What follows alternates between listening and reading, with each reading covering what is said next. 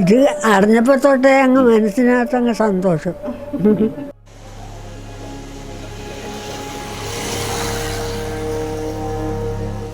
പക്ഷെ എല്ലാത്തിനും പാലക്കാടൻ ജനത അവരോടാണ് ഏറ്റവും കൂടുതൽ നന്ദി. അത്രയും നല്ലൊരു, അതുപോലെ തന്നെ പ്രസ്ഥാനം അവൻ്റെ കൂടെ നിന്ന് അവനെ ഇത്രയും ആക്കിയത് ഞങ്ങളുടെ ഈ പ്രസ്ഥാനമാണ്, ഇന്ത്യൻ നാഷണൽ കോൺഗ്രസ് ആണ്. ഞങ്ങൾ കുടുംബം മൊത്തം കണ്ണൻ കുഞ്ഞ് എന്നാണ് വിളിക്കുന്നത്. ഞങ്ങളുടെ കണ്ണൻ കുഞ്ഞ അത് കുഞ്ഞുനാളി തൊട്ടേ കണ്ണൻ എന്ന് പേരിട്ടിപ്പോൾ അത് കണ്ണൻ കുഞ്ഞുമായി. അങ്ങനെ ഞങ്ങൾ വിളിക്കുന്നു. പാലക്കാട്ടുകാർ പറഞ്ഞേക്കുന്നത് അവരിനി ഒരു പെണ്ണിനെയും കൊണ്ടേ ഇവിടത്തുള്ളെന്ന്. കല്യാണം നമ്മുടെ ആഗ്രഹം എന്താണ്? എവിടെയാണ്? എവിടെ നിന്നായാലും മതി. നീലപ്പെട്ടി കൊണ്ടുപോകാനും ഒക്കത്തില്ല. ഇനി ഞാൻ പറയുന്ന എല്ലാവരും നീലപ്പെട്ടിയും കൊണ്ട് നടക്കണം. ഞാൻ കുടുംബത്തോട് പറയും നീലപ്പെട്ടി വാങ്ങിക്കണേ എന്ന്.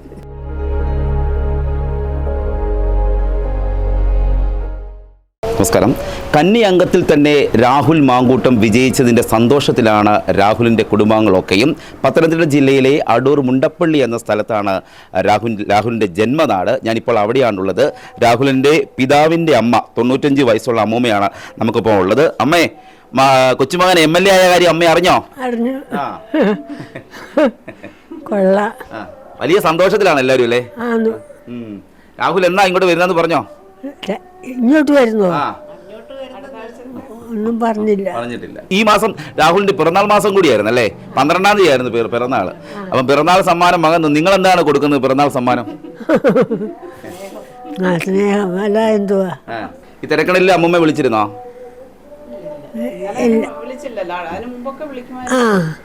ഇതിന് മുൻപൊക്കെ വിളിക്കും. ഇത് അറിഞ്ഞപ്പോൾ തൊട്ടേ അങ്ങ് മനസ്സിനകത്ത് അങ്ങ് സന്തോഷം. ഈ കൊച്ചുമോന് രാഹുല് ഒരു വലിയ രാഷ്ട്രീയ നേതാവാകുമെന്നും എന്താ പറയുക ഒരു MLA ഒക്കെ ആയി വരുമെന്നൊക്കെ നിങ്ങൾ പ്രതീക്ഷിച്ചിരുന്നോ, ആഗ്രഹിച്ചിരുന്നോ? ഞാൻ പറയും ഇങ്ങനൊക്കെ ഓരോന്നൊക്കെ ഇരുന്ന് അന്നേരം പറയാം. വലിയ സന്തോഷം. എനിക്കിപ്പോൾ ഉള്ളത് രാഹുലിൻ്റെ അപ്പച്ചി, അച്ഛൻ്റെ സഹോദരിയാണ്. സഹോദരി വീടാണിത് അല്ലേ? ശരിക്കും അവരെല്ലാവരും അവിടെയാണ്. പാലക്കാട്ടാണ്. എന്ന് പോയി അവര് മെനഞ്ഞാന്ന്. ഞാനും പോയിട്ടുണ്ടായിരുന്നു. ഇലക്ഷന്റെ വർക്കൊക്കെ ചെയ്തോ? ഓ ഇല്ല, അതിനൊന്നും സമ്മതിക്കത്തില്ല. പിന്നെ ഇന്നലെ മെനഞ്ഞാന്ന് പോകേണ്ടതായിരുന്നു. അപ്പം എല്ലാവരും കൂടെ അങ്ങ് പോയാൽ ആരും ഇല്ലല്ലോ ഇവിടെ, അതിൻ്റെ പേരിൽ പോയില്ല. വളരെ സന്തോഷം.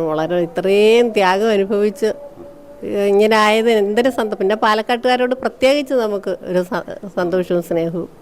അവരോടാണ് നമ്മൾ കടമപ്പെട്ടിരിക്കുന്നത്. രാഷ്ട്രീയ പ്രവർത്തകൻ അവൻ പോകും, അടിയും കൊള്ളും, എല്ലാം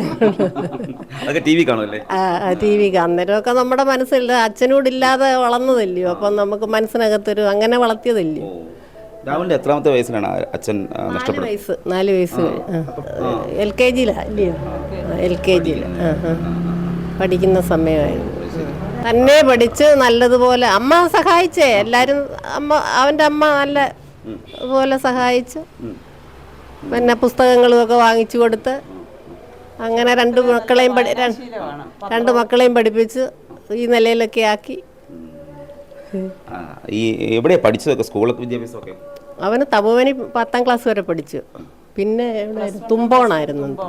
പിന്നെ കാതോലിക്ക കോളേജിലാണ് അവിടെ ഡിഗ്രിക്ക്. പിന്നെ ഡൽഹിയിൽ പോയി BG-യിൽ.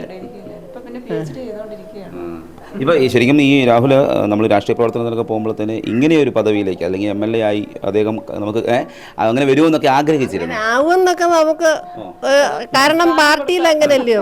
അവൻ്റെ പുറകെ ഉള്ള ആൾക്കാരും പ്രസ്ഥാനത്തുള്ളവരും മുതിർന്ന നേതാക്കളൊക്കെ അവന് നല്ല സൈഡായിരുന്നു. രാഹുലിൻ്റെ പിതാവ് കരസേനയിൽ നിന്ന് റിട്ടയർഡ് ചെയ്ത ഉദ്യോഗസ്ഥനായിരുന്നു. അദ്ദേഹത്തിൻ്റെ ജീവിതകാലം അദ്ദേഹം രാഷ്ട്രീയ പ്രവർത്തനത്തിലേക്ക് ഉണ്ടായിരുന്നു. അവിടെ നിൽക്കുമ്പോഴില്ലല്ലോ, അത് പറ്റത്തില്ലല്ലോ. പിന്നെ ഇവിടെ വന്ന് നല്ല കുഞ്ഞുനാളി തൊട്ടേ അവനും ഇങ്ങനെ വിളക്കൊക്കെ വെച്ച് വരയ്ക്കാനും എഴുതാനും ഒക്കെ പോയി. അങ്ങനെയൊക്കെ പോകും. അങ്ങനെയൊക്കെ അച്ഛൻ്റെ പുറകെ പോവും, പിന്നെ പാർട്ടിക്കാരുടെ പുറകെ പോവും. അങ്ങനെ എല്ലാതായി. നല്ല രാഷ്ട്രീയ പ്രവർത്തകനാണ് അവൻ. ചെറുപ്പത്തിൽ മൊത്തം അവൻ രാഷ്ട്രീയത്തിൽ പ്രവർത്തിക്കുന്ന അമ്മ. കുടുംബത്തിലെല്ലാവരും രാഷ്ട്രീയത്തിലുള്ളവരാണ്. പിന്നെ പ്രസ്ഥാനത്തിൻ്റെ കൂടെ അതൊരു അഭിമാനമാണ്. എന്ത് വന്നാലും നെഞ്ച് നിവർത്തി നിന്നത് അതിനെ പോരാടുവാണ്.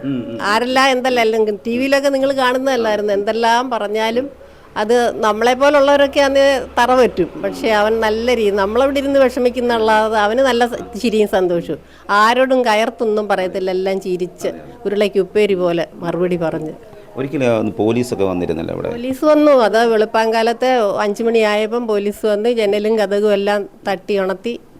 അപ്പോൾ വിളിച്ച് കതക് തുറന്ന് പെട്ടെന്ന് തന്നെ അവനെ ഒന്ന് വരുന്ന ഇല്ല അറസ്റ്റ് വാറണ്ട് ചെയ്ത് കൊലപ്പുള്ളികളെ കൊണ്ടുപോകുന്നത് പോലെ പിടിച്ചുകൊണ്ട് ഒന്ന് പല്ല് തേക്കാൻ പോലും അവർക്കൊരു സമയം കൊടുക്കാതെ. അമ്മ എന്ത് പറയാനാ, അമ്മയുണ്ടായിരുന്നു, അവൻ്റെ സഹോദരി ഉണ്ടായിരുന്നു, അവളെ വിളിച്ചില്ല, അവനും ഉണ്ടായിരുന്നു, അവിടെ ഭർത്താവും ഉണ്ടായിരുന്നു. മക്കളല്ലേ അമ്മമാരുടെ മുമ്പിൽ നിന്ന് കൊണ്ടുപോകുമ്പോൾ അത് എത്ര ആയാലും ഒരു പക്ഷെ എല്ലാത്തിനും പാലക്കാടൻ ജനത അവരോടാണ് ഏറ്റവും കൂടുതൽ നന്ദി. അത്രയും നല്ലൊരു അതുപോലെ തന്നെ പ്രസ്ഥാനം അവൻ്റെ കൂടെ നിന്ന് അവനെ ഇത്രയും ആക്കിയത് ഞങ്ങളുടെ ഈ പ്രസ്ഥാനമാണ്, ഇന്ത്യൻ നാഷണൽ കോൺഗ്രസ് ആണ്. അവൻ്റെ പരുവം തൊട്ട് ഒരു അത്ര പ്രായം തൊട്ട് മുതിർന്നവരും അതിൽ താഴ്ന്നവരും എല്ലാം അവൻ്റെ കൂട്ടത്തിലുണ്ട്, കൂടുണ്ട് എപ്പോഴും. എല്ലാവരുടെയും പ്രാർത്ഥന അനുഗ്രഹം അവൻ എപ്പോഴും ഉണ്ടാകണമെന്നുണ്ട്. പിന്നെ എന്തെല്ലാം അപഖ്യാതികൾ കേട്ടിട്ടും പാലക്കാട്ടുകാർ കൈവിട്ടില്ലല്ലോ, അവരുടെ ഹൃദയത്തിൽ അവനായി. പിന്നെ പാലക്കാട് തിരിച്ചു വരുമോ രാഹുലിനെ? അതെന്തോന്ന് അറിയത്തില്ല.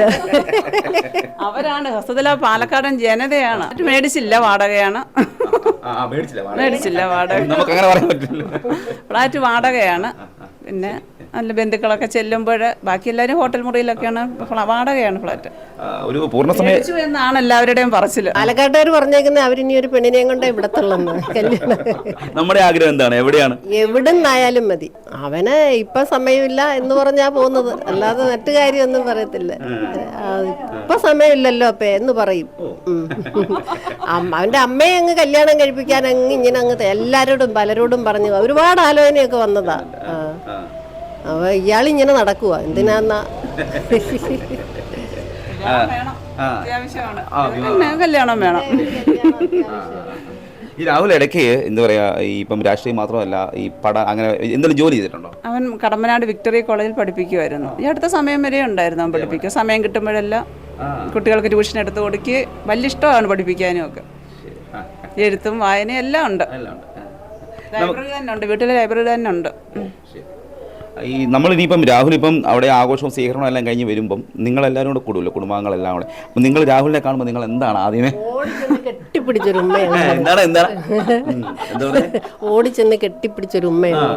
അവനും അതുപോലെ തിരിച്ചു തരും.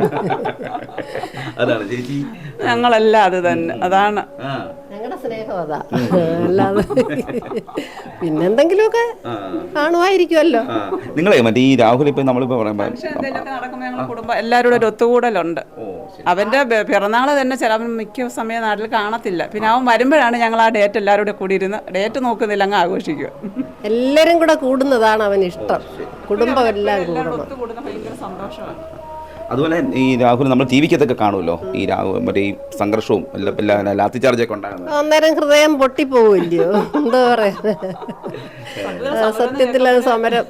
ആദ്യമേ ആ ടി വിക്കകത്ത് ഞാൻ ഇങ്ങനെ എത്തി നോക്കിയിരിക്കും, അവന് വല്ലതും പറ്റുന്നോ.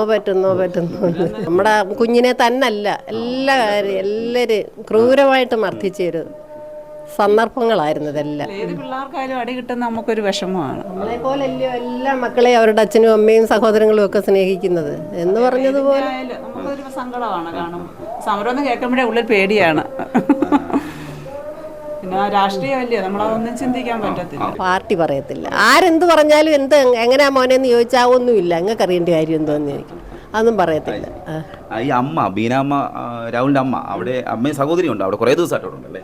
അല്ല, അവരാദ്യം ഒന്ന് പോയായിരുന്നു. പോയിട്ട് കുറച്ച് 1-1.5 ആഴ്ച കഴിഞ്ഞപ്പോൾ തിരിച്ചു വന്നു. പിന്നെ റിസൾട്ട് അറിയുന്നതിൻ്റെ തലേ ദിവസമാണ് ഇവരെല്ലാവരും കൂടി പോയത്. അപ്പം അവിടെ എങ്ങനെയാണ് ഇലക്ഷൻ പ്രവർത്തനങ്ങളിലൊക്കെ അവർ കൂടുമോ അതോ? ഇല്ല, കുട്ടികളൊക്കെ പോകുമായിരുന്നു. മാമി രാഹുലിൻ്റെ സഹോദരി ഇറങ്ങിയില്ലായിരുന്നു.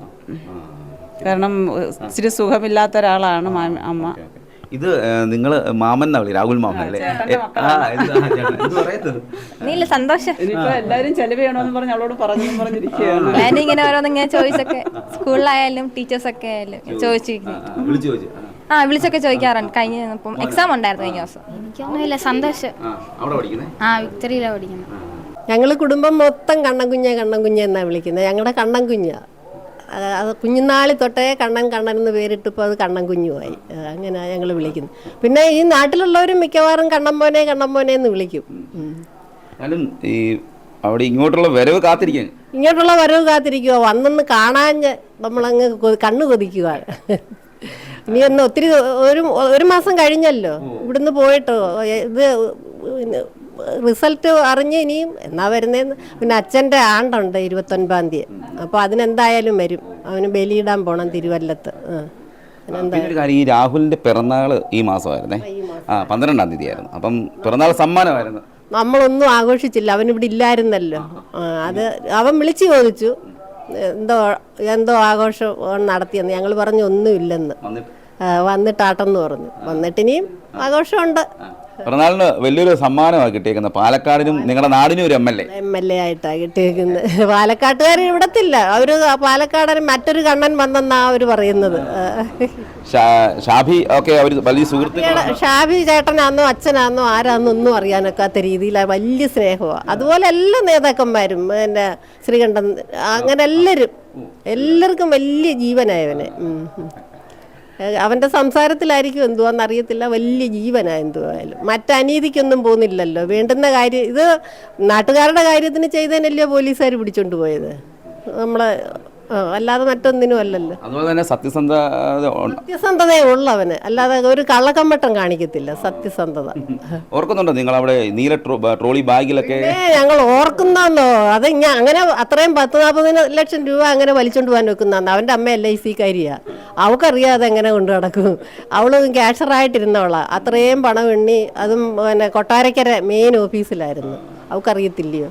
അപ്പോൾ അവള് ഞങ്ങൾക്കതറിയാൻ ചുമ്മാതാന്ന്. ഇപ്പോൾ നീലപ്പെട്ടി കൊണ്ടുപോകാനും ഒക്കത്തില്ല. ഇനി ഞാൻ പറയുന്ന എല്ലാവരും നീലപ്പെട്ടിയും കൊണ്ട് നടക്കണം. ഞാൻ കുടുംബത്തോട് പറയും നീലപ്പെട്ടി വാങ്ങിക്കണേ എന്ന്. മാങ്കൂട്ടത്തിൽ വീട്ടിലെ കണ്ണൻ കുഞ്ഞ് അങ്ങനെ പാലക്കാടിൻ്റെ കണ്ണിലുണ്ണിയായി മാറിയിരിക്കുകയാണ്. ആ ആഹ്ലാദം പങ്കിടുവാൻ, സന്തോഷം പ്രകടിപ്പിക്കുവാൻ രാഹുൽ മാങ്കൂട്ടത്തിൽ എത്രയും വേഗം ജന്മനാട്ടിലേക്ക് വരുന്നത് കാത്തിരിക്കുകയാണ് ബന്ധുക്കളും നാട്ടുകാരുമൊക്കെ. Cameraman ജിതിനൊപ്പം CR Shyam, Marunadan Malayali, Adoor.